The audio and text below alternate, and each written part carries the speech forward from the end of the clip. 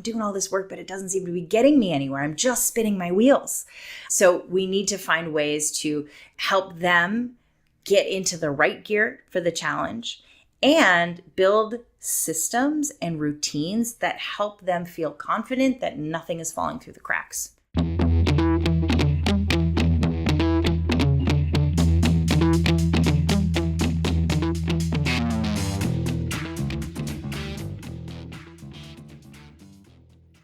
Hi, folks. Welcome back to the podcast. Today's episode's a little bit longer than normal because I wanted to offer a replay of a webinar I did this summer. It was towards the end of July, kind of looking ahead to the school year, which has now started for most students, and encouraging families to reflect on the challenges their students may have faced last year and think about ways to help them shift gears and be as successful as they can be this upcoming school year. So you're going to hear me talking for a really long time about executive functions, about how to help your child understand what's going on for them and help them clarify where their challenges lie so that they can come up with solutions, or maybe you can help them come up with solutions, or you can engage an executive function coach or an academic coach, as we call it at Signet, to help them move through these challenges sooner rather than later. These are things that are going to not only help them succeed in the classroom this school year, but they will lay the foundation for strong academic skills and good time management practices and things like that going forward when it comes to standardized testing, if that's going to be something that they embark upon, or their college applications, or just making it through that transition from high school to whatever comes next for them. Executive function skills are really at the heart of a lot of things that mark success in our society, whether you like that or not. And so it's worth paying some attention to the development of these skills in your kids, because everyone can get stronger at these things and they can learn to accommodate them. But it's not like you're just born with it or you absorb it out of nowhere. You have to practice it.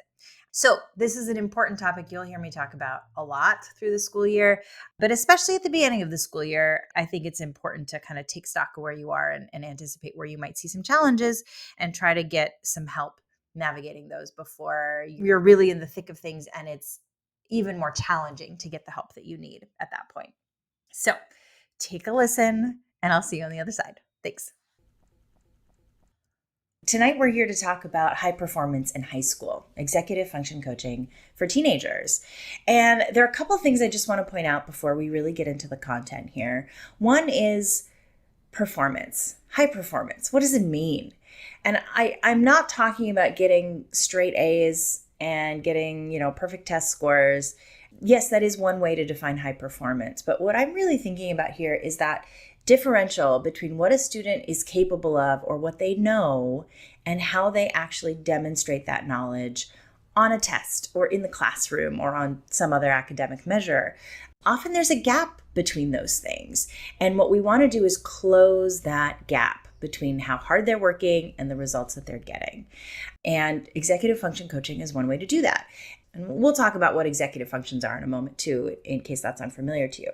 But time and task management is usually what people are talking about when they say we need an executive function coach for our kid. And coaching is a really special word. It's actually different from tutoring or teaching. Coaching is really about setting up a very trusting, open relationship with a student and holding up a mirror to them, reflecting to them what patterns we're seeing, or helping them focus their attention and energy on a specific problem. And it's not prescriptive, here's what I want you to do, take this calendar and do X, Y, Z. It's much more collaborative and creative that helps a student kind of get through all the noise and all of the sort of emotional blocks they may have around their challenges to really focus all of their wisdom and intuition on the problem at hand. And of course, the coach can also be there to offer suggestions, but it's really about empowering the student to take action in a way that feels right to the student and action around a thing that they're actually motivated to change. So coaching deserves its own kind of definition there. And then what we do at Cygnet, we call academic coaching, which includes academic skills and some personal growth stuff as well, which we'll get into. But I might use those sort of interchangeably, but do know that they are three really different things. All right, let's get into our content tonight. I've got a bunch of really common scenarios that we see all the time at Cygnet. So first, I'll talk about the strong start, weak finish student. Now, this is someone who is just relying on their sheer willpower to get through the semester. And, they have every intention and they're very ambitious and they're usually very, very smart. All of these kids are. And they really are trying hard to stay on top of everything right at the beginning of the class. But a couple weeks in, that willpower starts to fade a little and it's hard to maintain that level of effort and everything just kind of peters out and starts to, crash in slow motion. I'm sure you've seen it. We also have our roller coaster kids. Sometimes I call these boom bust, where they procrastinate for whatever reason. And then in order to catch up, they have to pull an all-nighter or maybe a series of all-nighters. And then they are so spent from that effort that they crash and have to take some time to recover. And in that period of recovery, actually all of their work is piling up again. And then they have to do it all over again. And it is a cycle that repeats and it's a lot of ups and downs. And of course, the emotions that go with that are really intense. Low to even lower engagement. These are kids who maybe don't quite fit in, like socially, they don't feel like their school is the right place for them, or they might have some other challenge that is keeping them from engaging. And when they do try to get engaged with a teacher or a class or even an extracurricular, something just goes wrong. It kind of blows up in their face. And so then they end up engaging less. So it's like declining engagement no matter what they try. And they get to a point where what's the use in trying? And then we have our kids who are suffering from a derailment of some sort. This is like maybe a sickness. Maybe they got COVID and missed a couple days of school and then everything came crashing down because they couldn't catch up. Or, sports injury or other personal challenge, a mental health challenge. Something external is causing what is really not a very solid foundation to just fall apart, right? They might have actually just been hanging on by a thread there. And then if anything else goes wrong in their life, it's over. And then perfectionism, anxiety, heightened stress. These kids, a lot of people don't see them falling into the same category as the other kids, right? These kids in this category might actually have really good grades and maybe students that teachers love and they seem to really be succeeding in school. But the amount that they're working and stressing to keep their grades at that level or to please other people, to make sure nothing falls through the cracks, to make sure they feel prepared for, the test or whatever small thing it is, just it feels like a huge deal to them. They have to get it exactly right. They are also suffering from some executive function challenges, right? The underlying skills and systems are not quite where they need to be. So they're working a lot to make sure nothing falls through the crack. And these kids are really in danger of burning out. Actually, all of them are, but I do want to acknowledge that a lot of times it's not just one or the other. Some of these things happen all at once or at different times of the year. And of course, they're all very nuanced, but these, like I said, are really typical situations that we do see. And I will share a solution that will stick, that will help all of these kids move through these patterns, break out of where they're stuck, and get to the place that they actually want to be. So stick around. Before we can talk about what do you do about it, we got to talk about what's going on. And before we talk about what's going on for kids, I want to talk about what's going on for you. You're a busy parent. You're probably stressed out about whatever your kid is going through, but you have your own stressors in your life as well. And when I talk to families about a child who needs executive function support, usually they fall into two camps. One is the parent who absolutely recognizes the challenge that the student is facing because they themselves face it too. And now maybe they faced it in their past or they're still facing it now, but there is this sense of guilt, maybe shame, some responsibility that this kid inherited these challenges from me, or I wasn't able to help them avoid it. I don't know how to solve this problem because I'm still struggling with these issues. So how can I possibly help my kid? And there's a lot of hopelessness and it is really, really painful and hard to watch a kid struggle in this way if you have that sense of familiarity about it as well. The other half of parents are parents who maybe don't have the same challenges as the kid and really can't understand what's going on here. And even that first group of parents, if they had some sort of learning challenge or organizational challenge, they had to kind of brute force their way through it. And they've created, systems and habits that work for them now. And it just feels like, well, why can't my kid figure that out? Right? And one thing I want to point out is that the world your kids are going to graduate into is expecting them to have strong executive function. It's a sort of a given that you can do a job or you can get through college. And, we're evolving as a society to be more inclusive of neurodiversity, but think about the reality of your life. How is your kid going to step into a role like the one you have right now? And that's really something I want you to keep in mind, because high school is exactly the time to work on these skills so that when they do leave home and they go off to college, they've got these skills in place that they can rely on, right? Life only, unfortunately, gets harder from where they are. And so we want to make sure they're prepared for it. And that, I think, is really an important task that parents can stay focused on, because they're not going to learn it explicitly in school. So I'm glad you're here. You're taking it seriously. You want to get them some help. Let's talk about what's going on for your kids so we can start moving towards solutions. So I mentioned executive functions. Now, for those of you who may not be super familiar with that term, executive functions are higher order brain functions that help us stay on task and get things done. The most common ones are time and task management, but we can also talk about impulse control, being able to set and hold priorities or readjust priorities as situations change. Emotion regulation is a really big part of this, being able to calm yourself, move through the stress cycle so that you can get back to the work at hand is really fundamental.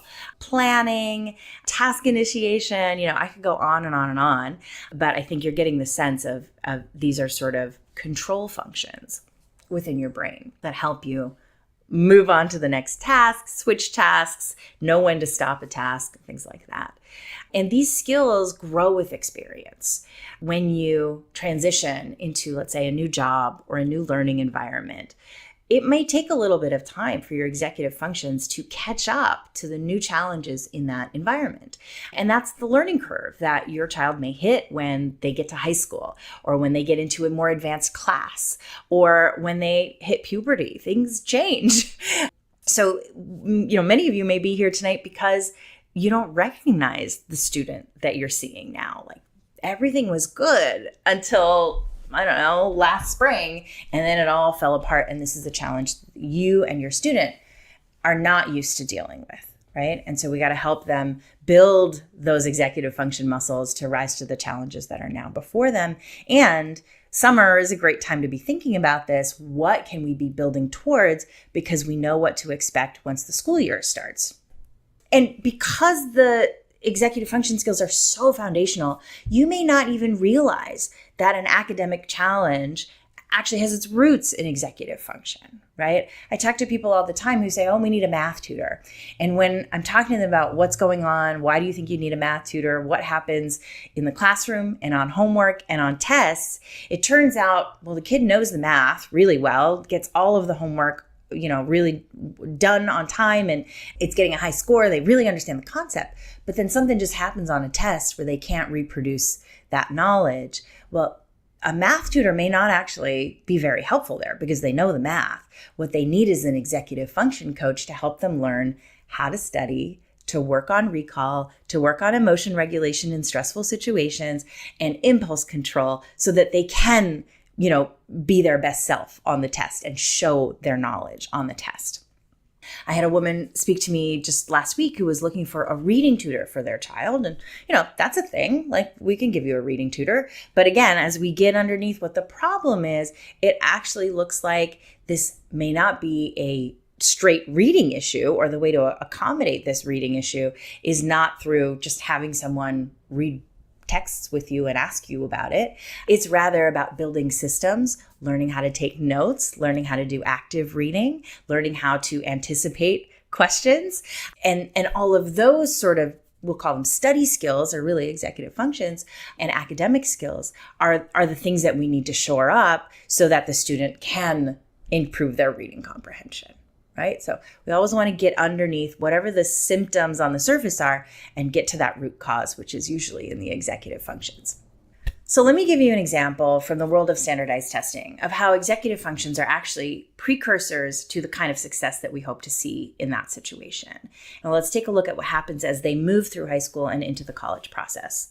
So Sarah is taking the ACT in an unfamiliar high school classroom. She couldn't get a spot at her own high school, and just those of you who are starting to register for tests know that that is something that's really common right now. There aren't enough spots for people to take tests. So get your spot sooner rather than later. Sarah's been diagnosed with a processing speed issue. She also has anxiety. And these two things make the other worse, right? She knows she's a slower reader. She has a lot of anxiety about that. When she's feeling anxiety, she's spiraling. She's not as focused of a reader, and that gets in the way, right? So she's got some challenges here to really overcome. She does get lost in the details, overwhelmed easily, and she gets time accommodations, which are great, but they do mean that the whole test is about a 6-hour experience, which is just hard for anybody to sit through. She also has a really itchy t-shirt label, and she can't stop thinking about it, wanting to just scratch it or rip it off. And then because she was so nervous, because this is a high stakes test, she only got 4 hours of sleep last night, so she's moody. She's already feeling like this is going to be a disaster. And for those of you who really feel this is going to be your kid, my next learning session, the one we're going to do in August, is all about standardized testing for kids with ADHD or executive function challenges. Let's talk about what happened. So because we knew there was this processing issue and anxiety, and because this is just how we do things at Signet, we focused on performance, not just here's what's on the test, here's the math rule or the grammar rule. We focused on how are you going to show up on test day focused and ready to demonstrate what you know, what we know you know. So in addition to lending her a little confidence that she can get through it, right? That's through the partnership with a tutor. We really did a lot of practice and explicitly talked about executive functions. So, when she gets into this situation, you might think it's going to be a disaster, but she knows how to self-monitor and tell when she's starting to spiral in anxiety. And then we had exercises that she could do to reground herself and recenter and calm down.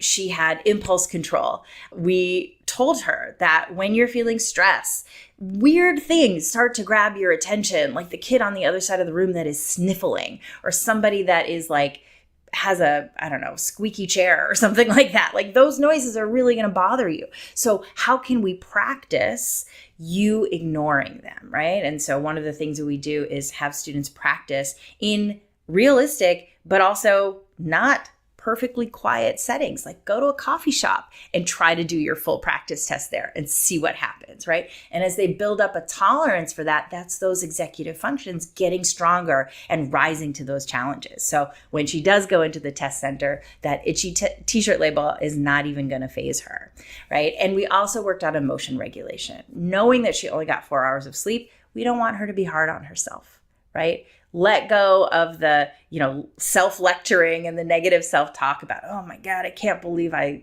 didn't sleep. And, I really set myself up for failure here. I shot myself in the foot. None of that is about to happen. We are focused on the positive. We are focused on her strengths.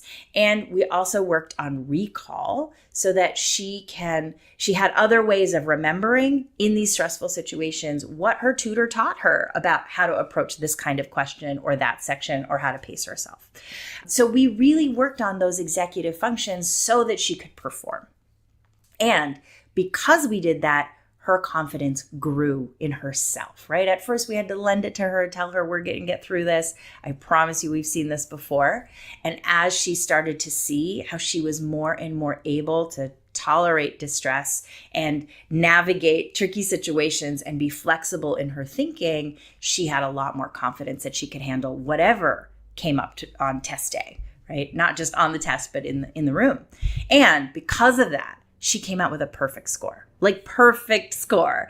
It was amazing. She was so happy. Her parents, again, didn't think it was possible, but we saw it in her and we helped her see it in herself. So this is one of those real, proud moments that I've had. And of course, this is a very remarkable story. Not everybody's going to come out with a perfect score, but I hope that illustrates for you how just your standard test prep is not going to help a kid necessarily perform well on the test. And you really need to be thinking about how do we strengthen these executive functions, again, to meet the moment.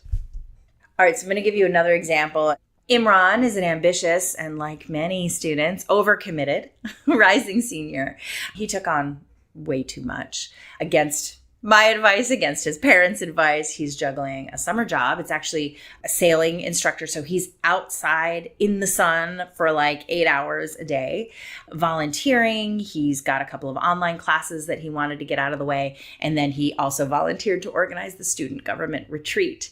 And because, he knew he was taking on a lot, he really tried to convince us all, it's going to be okay. I have this great schedule. I'm planning to work on college applications 2 hours a night. But what happens when he gets there, he's always too tired to work on his college essays, right? He's tired. He's physically exhausted. He's just not being creative.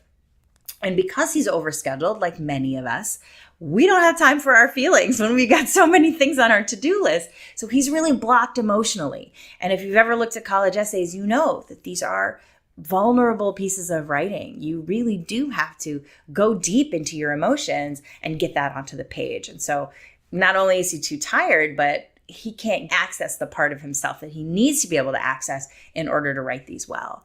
And as he's starting to kind of work through this, he's just now realizing, I have to write a main essay, but I also have to write all these supplemental essays, like 2 or 3 of them for every school that I'm applying to. And now he's completely overwhelmed by the amount of work that's in front of him. And it's, the end of July, and he feels like his time is gone. He's really kicking himself for the situation he's in.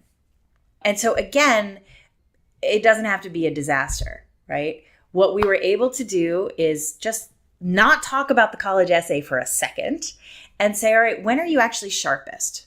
When are you the most flexible in your thinking in your day? And we started a journaling practice where he just writes 3 pages in the morning. And it actually comes from Julia Cameron's The Artist's Way.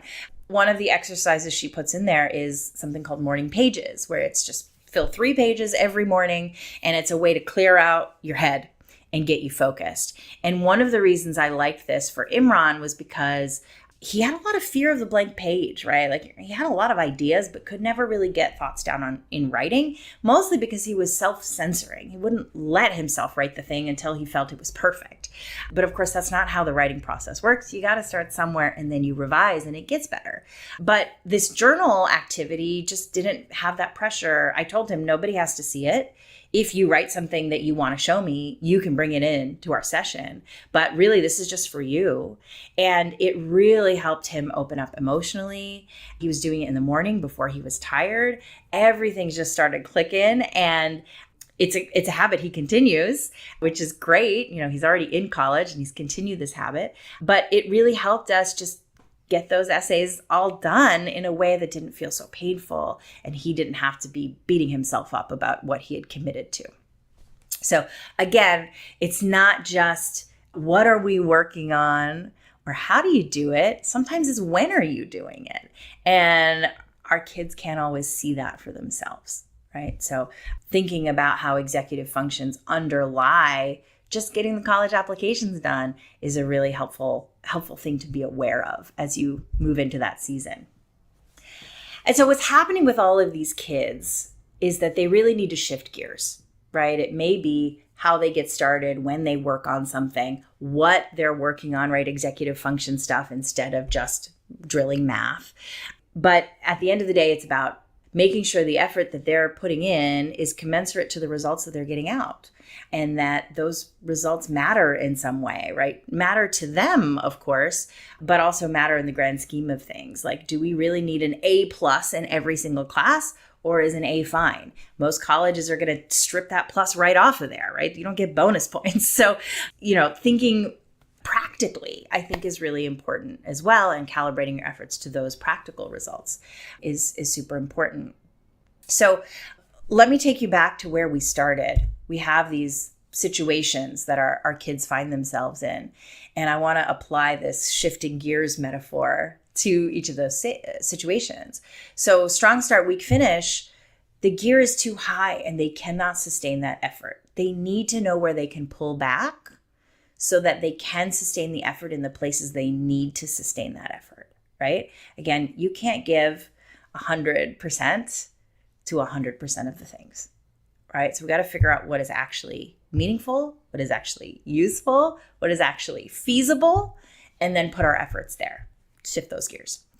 Roller coaster students, sometimes that gear is too high and sometimes that gear is too low, but it's never actually at the gear where it should be for what's in front of them, right? So they're going to need some help understanding how much time and effort different things are going to take so that they know when to shift into what gear, right? And sometimes part of the underlying executive function challenge here is like their conception of time. It's not really how they manage their time, but it's like, how long is this thing really going to take me? And that we need to work on to help even out that roller coaster. Our low engagement kids, when they are trying to engage, often they're trying to engage at too high of a gear and it just doesn't move. It feels stuck, right? And then they get discouraged. So we need to start with low-hanging fruit, easily achievable goals that will help them have some confidence, right? And then that can snowball into the next thing, right? If we think about executive functions like muscles that need to be built, you don't go into the gym trying to bench press 500 pounds on your first day, right? Maybe you just start with the bar, or maybe you start with some 2-pound hand weights. You start small and you slowly increase the reps and then you increase the weight. And that's the kind of thing you want to do with students who are a bit disengaged. You also kind of want to do that with the students who are derailed. Their chain fell off the gear. And we got to put that chain on, and you start at the lowest gear and you slowly work your way up. They also need more resilience in their systems so that things don't fall down, right? So we need to work kind of from the ground up to rebuild. And our hyper anxious, overworking students, this may be counterintuitive, but the gear is too low for them, right? They're doing all this activity, all this pedaling, but it's not actually moving them forward. Right? In fact, they're moving much slower, and that even might increase their anxiety. I'm doing all this work, but it doesn't seem to be getting me anywhere. I'm just spinning my wheels. So we need to find ways to help them get into the right gear for the challenge and build systems and routines that help them feel confident that nothing is falling through the cracks, right? I've got my system. As long as I do that routine around it, I don't have to keep all this stuff bouncing around in my head to make sure I remember it. We can outsource the memorization of all of our projects and worries to a piece of paper or a computer program or a phone app that will help us keep track of all of that stuff. So that's what we really need to do with our perfectionism students. And you want to remember that there are emotional responses to all of this. And so just telling them, all right, you're going to do this, we're going to build this system, you're going to start with a low-hanging fruit project is not really useful here. This is where coaching can really be a helpful way to relate, right? What we do with students is as we understand what pattern are they falling into, what pattern maybe they want to change, we just try to clarify that issue. We're not giving them a solution. We're saying, actually, you know what? I think your gear is too high and you can't sustain this effort. Let's think about what you can do where you can pull back so that this effort is more sustainable, or what you can do to refuel yourself so that you can sustain this effort. And then the answers come from them, right? All we're trying to do is clarify the problem, clarify their understanding of the problem, clarify their understanding of themselves and how they've reacted to this problem in the past, and get them to reflect on whether that's serving them or not serving them. And when we do that, that's when we have a solution that sticks. Their problems are usually hidden and often tangled up with other challenges. So we got to clear some of that away and help them identify the real issue they want to solve at the root of that issue. And once we clarify that, they almost always know exactly what to do next. And even if they don't have like the full solution, the problem seems much more solvable. and they feel more confident that they can do this. And then here's why it sticks. It's their idea, right? Very rarely are we telling a student, do this, do that, do this. We don't take that prescriptive route that a lot of executive function coaches take. It's really about clearing the way for their thoughts and their ideas and helping them find a way to apply their idea, like try it out and hold them accountable to it, and then reflect on that idea and help them see what worked, what didn't work, what might we want to change next time, what can you do differently, and just holding space for them to think about this thing. It really feels very organic to them. It's very empowering to them, and it's their idea. So they're not going to be like, oh, mom wants me to do this thing, I don't want to do it, right? It's their idea. So they do actually want to try it. And when you can iterate on that idea until it really does solve their problem, they see the impact that effort has had, and they can't wait to tackle their next challenge. They're like, oh my gosh, I put my attention on this thing and I was able to move the needle. What else can I do, right? They're actually excited about finding problems and making changes and building systems for themselves, right? And it does take time. I'm not going to pretend that this happens overnight, but it is pretty remarkable to watch a child transform in this way and take the reins of their own life. So what I've been describing to you is Signet's academic coaching model. And as you can tell, it's not just executive function, time and task management. That's certainly part of it, right? And we'll work on all of those executive functions, and we'll kind of help your student understand, what executive functions am I calling on? What might I need to strengthen? Or where are my strengths already? And how can I use those in these challenging situations?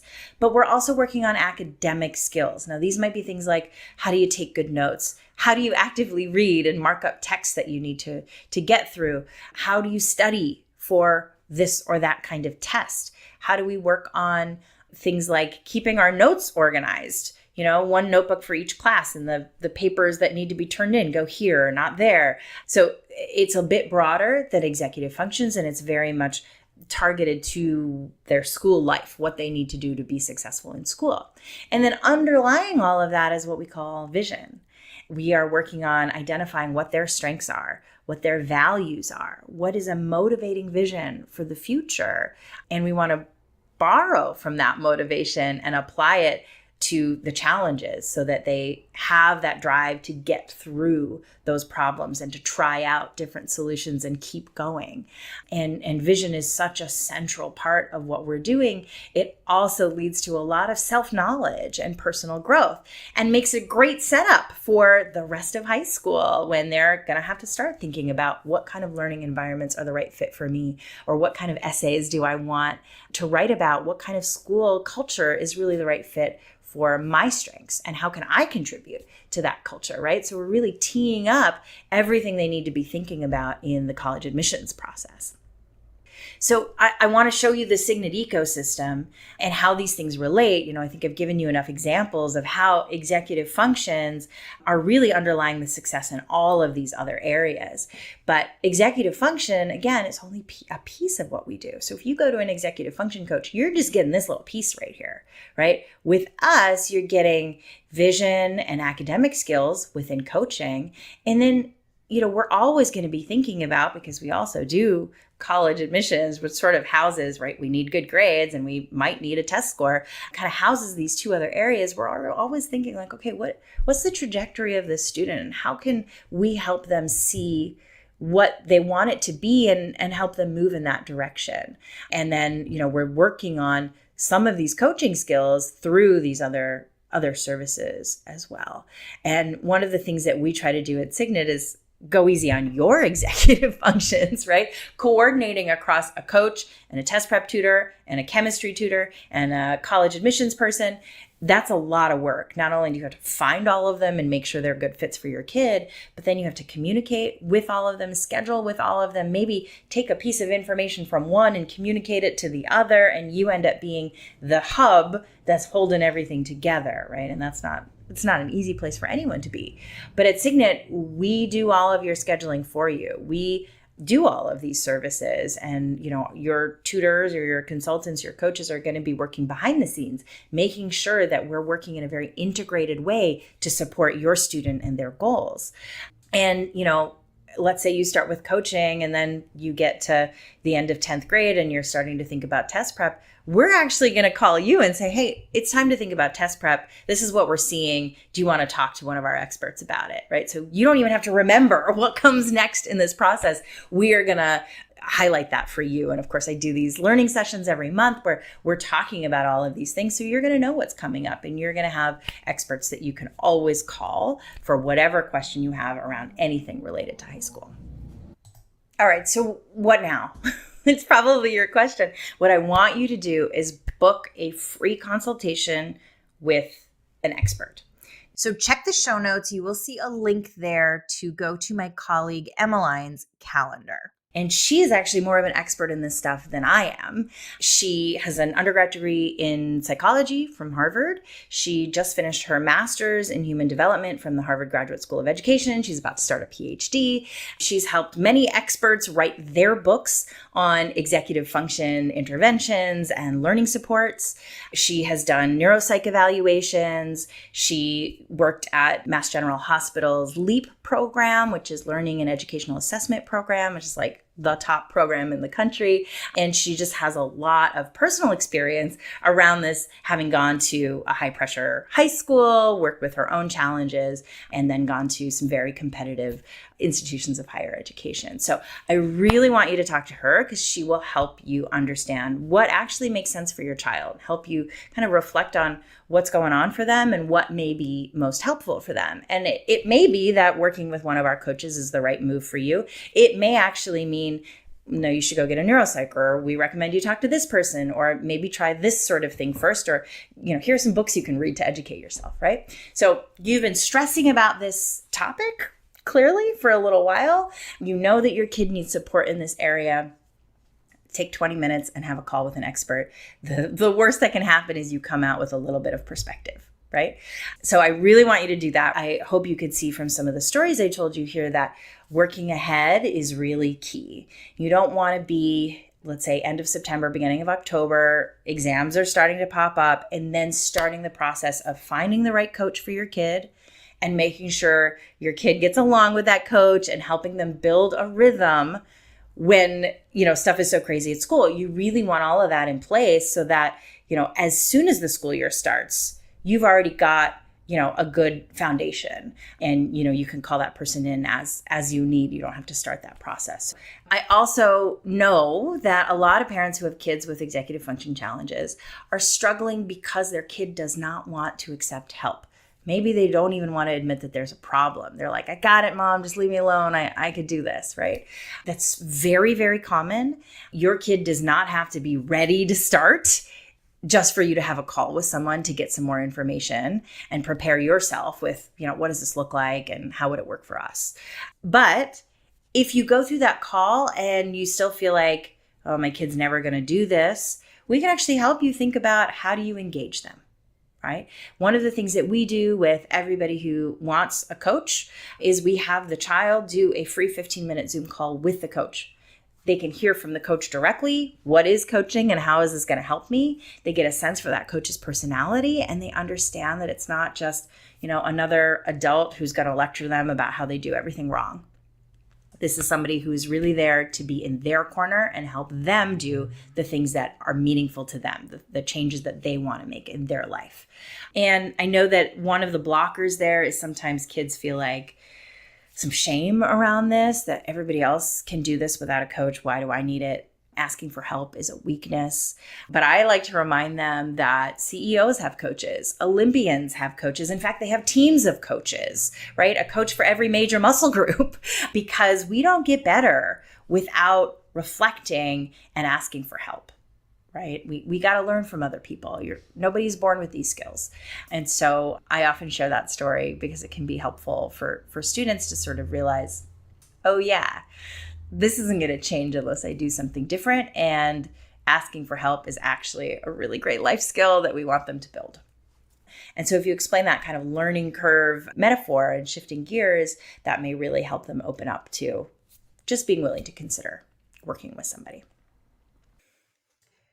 Well, you've certainly heard enough from me today, but if this topic resonated with you, if you have questions either about how to navigate a situation with your child or how we do something, if you want to implement it in your school or share with a friend who might need to hear this information, please reach out.